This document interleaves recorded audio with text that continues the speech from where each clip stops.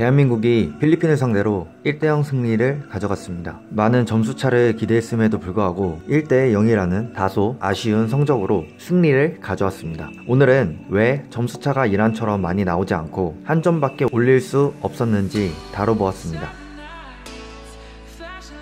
1월 8일 화요일 새벽 1시 강력한 우승 후보인 이란이 예멘을 5대0으로 대파했습니다. 이란이 강한 것은 인정하지만 우리 축구대표팀은 이란, 예멘처럼 시원시원하게 큰 점수차로 이길 수 없었던 거지? 라고 생각하시는 분들이 많을 겁니다. 먼저 크게 국가적으로 말씀드리자면 예멘이라는 나라는 현재 내전이 벌어지고 있는 나라입니다. 예멘에서는 축구 리그는 사실상 2015년 이후 중단됐습니다. 전쟁터 속에 경기장은 폭격을 맞아 폐허로 변했고 축구팀들은 대부분 해산됐습니다. 그나마 방송하는 TV 화면에는 축구 시합이 벌어지고 있는 경기장 위로 로켓들과 비행기가 난무하는 장면이 나오는 게 현실입니다.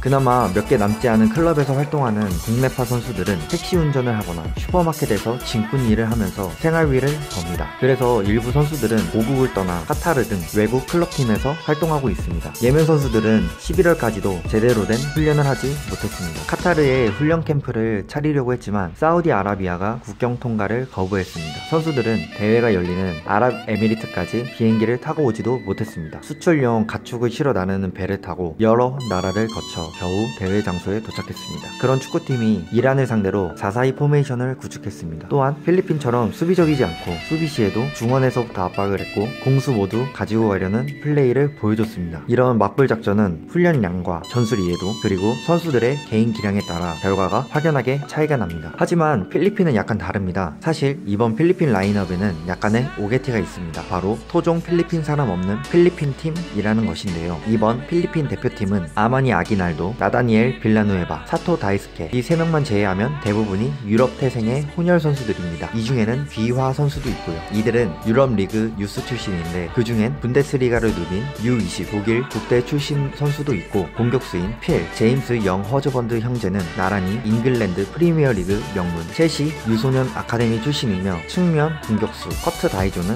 크리스탈 팰리스, 미드필더 아담 리드는 썬덜랜드, 루크 우드랜드는 볼턴 등 프리미어리그 구단 유소년 아카데미를 거쳐 잉글랜드 하브 리그 무대에서 프로 경력을 쌓았습니다. 예멘과 같은 열악한 환경이 아닌 외국에서 교육을 받음으로써 축구선수로서의 기본기가 다 갖춰진 선수들입니다. 혼혈의 강점인 피지컬, 기본적인 전술 이해도가 갖춰져 있다는 사실은 필리핀의 수비로 보면 잘 나타나 있었습니다. 필리핀은 대한민국을 상대로 후반 선제골을 먹혔음에도 90분간 수비 간격이 흐트러짐 없이 유지됐습니다. 이러한 필리핀이 예멘과는 다르게 우리나라를 상대로 선수비 후 역습을 시도했습니다. 필리핀은 4-3-3으로 나왔고 경기를 봐도 필리핀은 한 명 빼고 전부 수비적인 위치였습니다. 필리핀은 아예 하프라인 밑으로 내려와 수비를 시작했습니다. 우리나라는 장군 상대를 대응하려고 수많은 패스를 주고받아서 벗겨내는 방법과 양쪽 날개를 왔다 갔다 해서 흔들리지만 필리핀은 절대 나오지 않으니 롱패스로 기회를 만들 수밖에 없었습니다. 하지만 이란과 예멘을 상대로 배울 점이 없다는 건 아닙니다. 우리나라는